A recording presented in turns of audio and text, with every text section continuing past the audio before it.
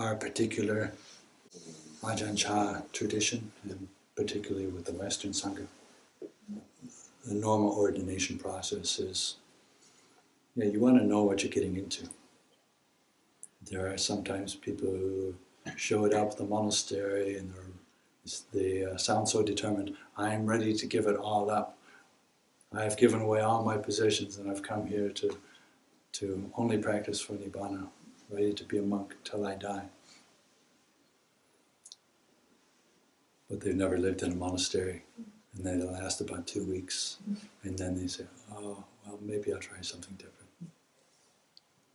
So people need to know what they're getting into, because it's a big commitment for the community as well.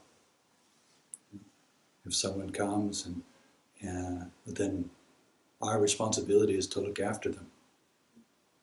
So we look after them not just with requisites, but look after them and their spiritual welfare, training, how they're doing, really become part of the family. So then, we want to make sure people are sure that's what they want to do, and it's not just an idea, a quick idea that fades. So we have this period where people can gradually experience what it's like to live in a monastery. And again, as an anagarika, then in terms of the precepts, it's no different than a lay person staying in the monastery. But in terms of self-perception, it starts to be very different.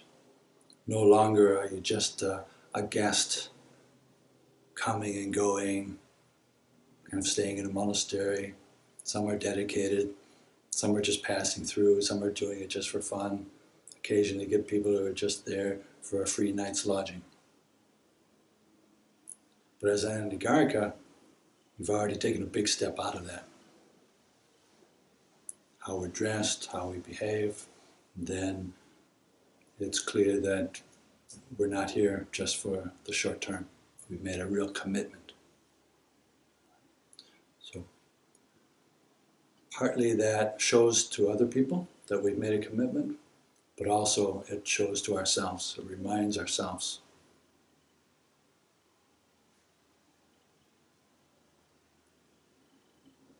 On one level, how we dress doesn't really matter. Practice is in the heart, right? But on another level, it really does make a difference. Practically, it makes a difference. People are staying long-term in the monastery. Of course, they can. It doesn't matter if you wear a t-shirt and jeans or you wear an angsai and a sabong. It's just external, superficial dress, right? But it's more than that, because it's bound up with how we perceive ourselves. Constant reminder. Wow. These robes, it's like these are the victory banner of the Arhats. Like in the armies of ancient times, they would ride into battle or march into battle with big flags that would symbolize the mark of who they represented. And so the Buddha describes that, well, in that sense, this is the victory banner of the Arhats, and we wear that, and this is our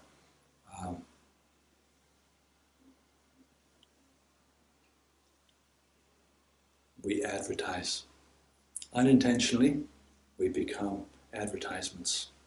So we want to be responsible, a good example, and advertise well.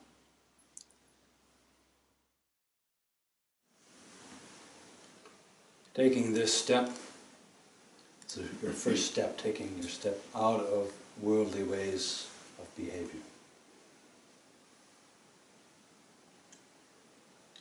We don't actually step out of the world, because the world is what we see, what we hear, smell, taste, touch, and cognize. But the step we're taking is out of worldly ways of approaching our surroundings, the people we deal with, our thoughts, moods, perceptions, everything that we call reality. Taking a step out of it. The only true purpose for taking ordination is for making progress towards Nibbana. Whether you achieve Nibbana in this lifetime, whether you achieve any of the stages of enlightenment in this lifetime, whether you achieve any deep states of samadhi in this lifetime, the important thing is your intention, clear intention. This is the purpose of ordination.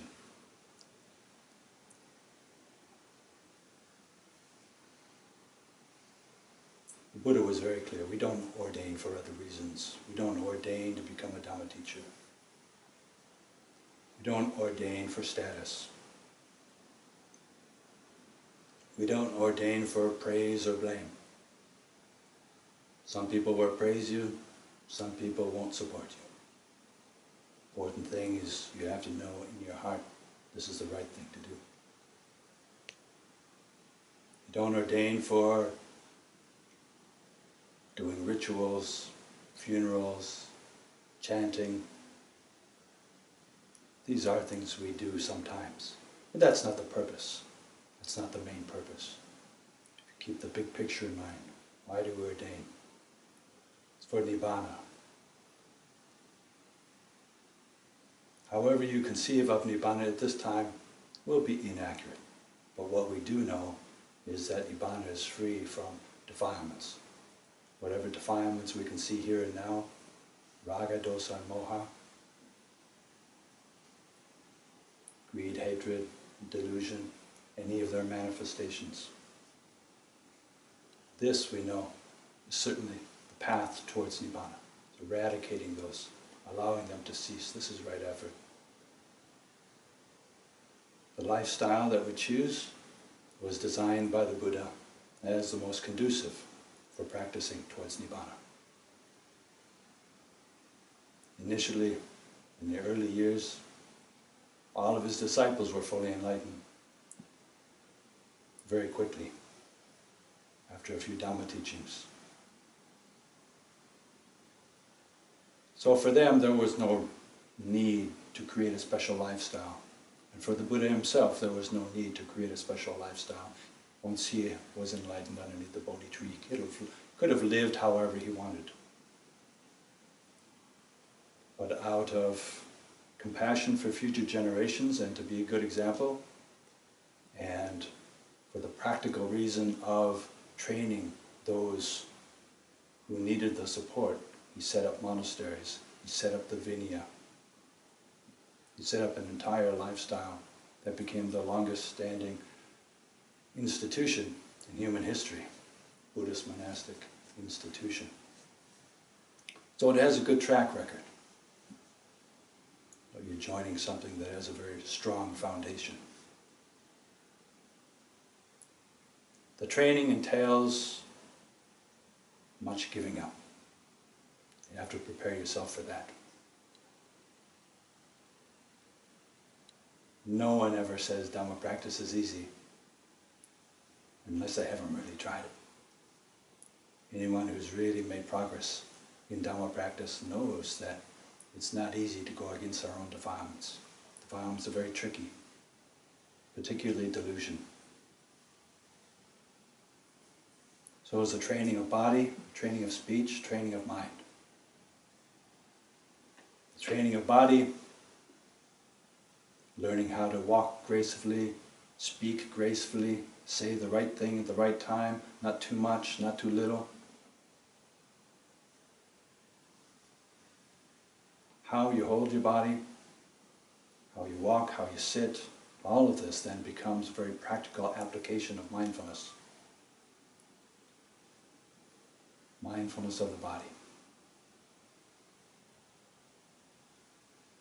We become a representative of the Sangha. whether we feel we are worthy to be a representative of the Dhamma and the Buddha's teachings, it's irrelevant. By the clothes we wear, by the shaved head, we become representatives of the Dhamma. So then we have a responsibility to do the best we can. Best we can to be good examples.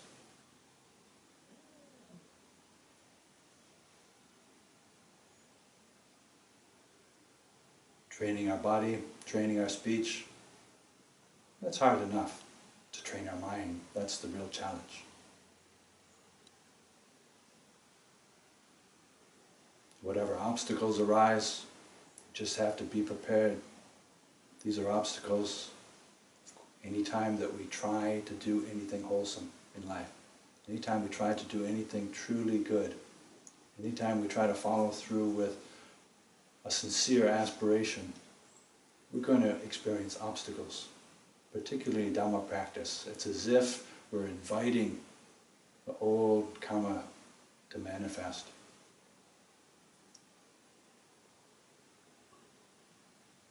So much of your old karma, the results are very wholesome. Otherwise you would never have been interested in ordination and been brought to this stage. So it's good to recognize that depth of goodness within your heart already. That's a strong foundation. But as we determine to purify our heart, then all sorts of manner of obstacles can arise. And you just have to have the perseverance to stick with it. Whatever thoughts arise, whatever other people think, just stick with it. Some days you'll be inspired. That's fine, good, practice. Other days, you may be fed up. That's fine. It's just a passing mental state. You keep practicing. Whatever mental states, whether enthusiastic, the opposite, depressed, feeling pure-hearted, full of generosity and compassion, feeling irritated. These are all simply passing mental states. Just begin to learn to see with vigilant, mindful awareness, watching your mind. These states arise, states pass away. But your job is just to keep practicing. As we begin to follow the Vinaya, to follow the monastic training, there are many ways of doing things in an appropriate and proper way. So we're always checking, right now, am I sitting the right way? Am I standing the right way? Am I in the right place? Helps us to be mindful.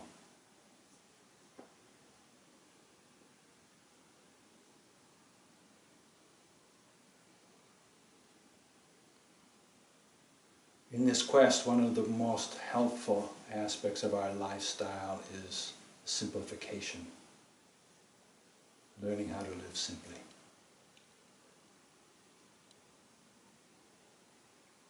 So even in this initial step of ordaining as an anagarika, keep in mind that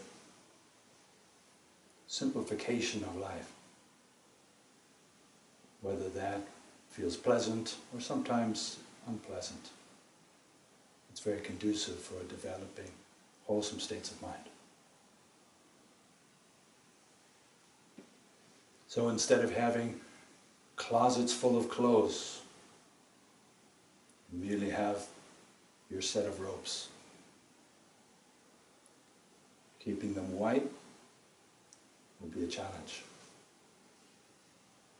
That will take a lot of mindfulness.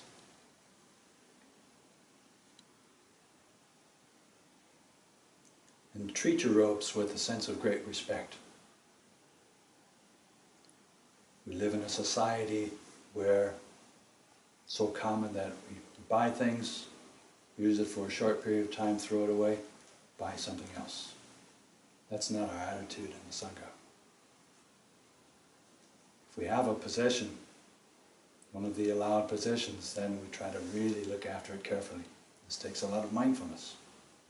Try to make it last as long as possible. We fold it carefully. Make sure it's stored in a proper way.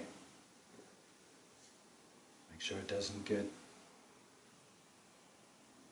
left outside. Make sure it doesn't get extra dirty. Make sure it doesn't get attacked by rats. Protect it. Look after your robes.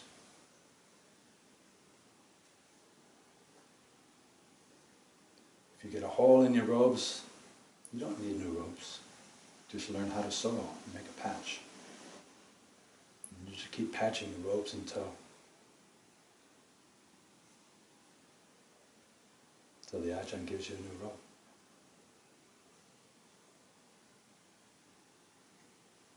So try to make your requisites last as long as possible. We'll give you a razor for shaving your head. I still have the same razor which was given to me in 1989, 30 years ago.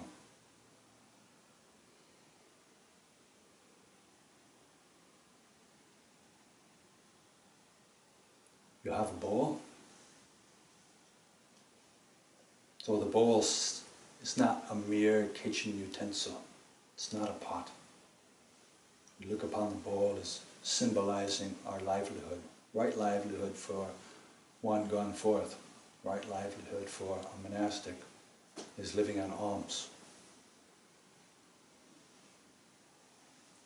So then whatever food goes into our bowl is merely for sustaining our practice, giving us energy for practicing the Dhamma. And the bowl itself becomes symbolic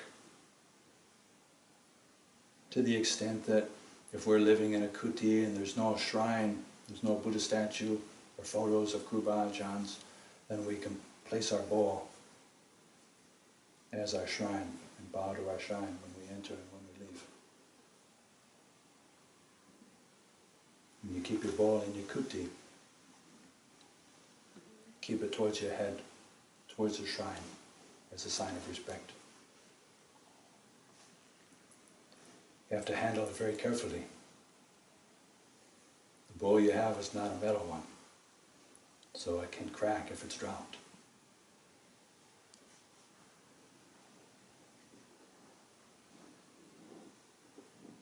So you always have to be careful. When you lift your bowl up, are you paying attention? Are you holding it with two hands? Are you holding it carefully? You don't want to place it anywhere where it can fall over or be knocked over easily. So all of this takes a tremendous amount of mindful awareness, both externally and internally. Being mindful doesn't simply mean following some meditation technique or being aware of the air coming in and out of your nose tip. So we make the whole lifestyle into the meditation practice. When you're carrying a bowl, then that becomes your meditation object. When you're eating out of your bowl, that becomes your meditation object. We eat in silence, as if we're in the meditation hall, with full awareness. Wearing your robes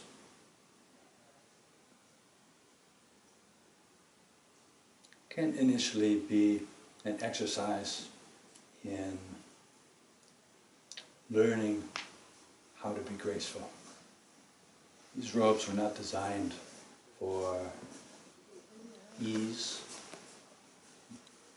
These robes were not designed for sports. These robes were designed to be a reminder to us. We're always being reminded that we're representatives of the Dhamma. Wherever we go, no longer are we anonymous, blending into the crowd. It's a big step. Sometimes people say, lay people come up to me and say, oh, I live my life, I'm basically a monk. And I think you can only say that because you've never tried it. When you wear robes, you can't blend into the crowd. You can't just walk down the street without people looking at you. And then you have to ask yourself, why is it that I've made this choice? Why is it that I've made this intentional choice to set myself apart? Through dressing differently. Because we aspire to something different. We have different aspiration. The robes remind us of that. The bowl reminds us of that. We're also allowed certain medicines when we're sick. And our dwellings are also very simple. We don't need large dwellings, we don't need fancy buildings. And when we live simply, then sometimes we have to face the discomfort. Being too hot, being too cold.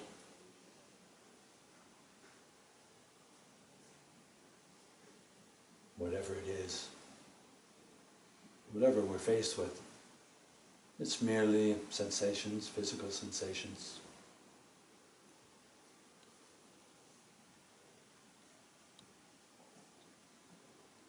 In the forest tradition, we're not dedicated to fancy buildings.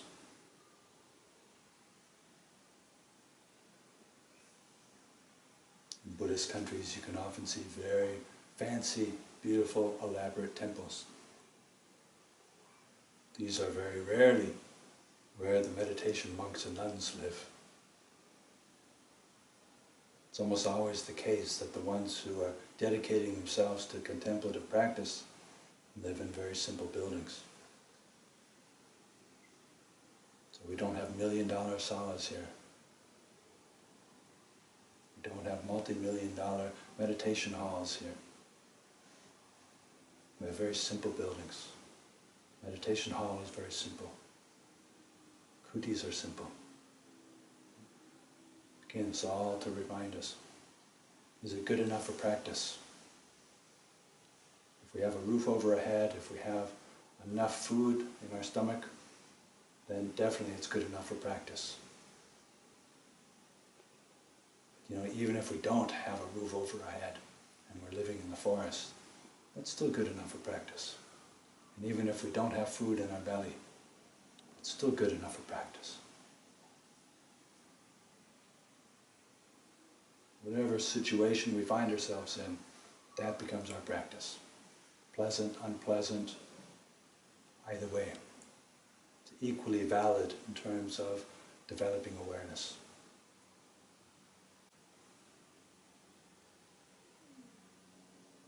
So as you go forth, remember your determination on this day. The determination in your own heart. Make it clear today, and then keep returning to that as time passes. Later on, you can recall the day of your ordination as anagarika. You think back, what was my intention? What was my aspiration? If you have a clear, wholesome aspiration, and you stick with it, then you can expect good results. Whether fast or slow, good results will come. Your job is to just make sure you're practicing correctly in the present moment.